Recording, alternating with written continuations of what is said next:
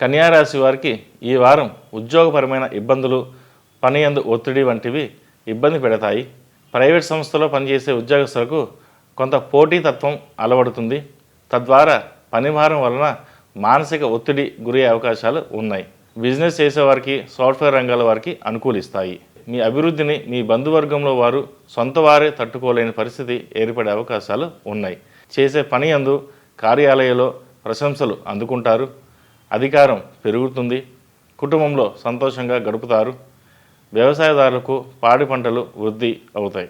అన్ని విధాలుగా బాగున్నప్పటికీ అష్టమ గురువు కారణంగా కొంత లేనిపోని నిందలు, తగాదాలు వచ్చే అవకాశాలు గోచరిస్తున్నాయి.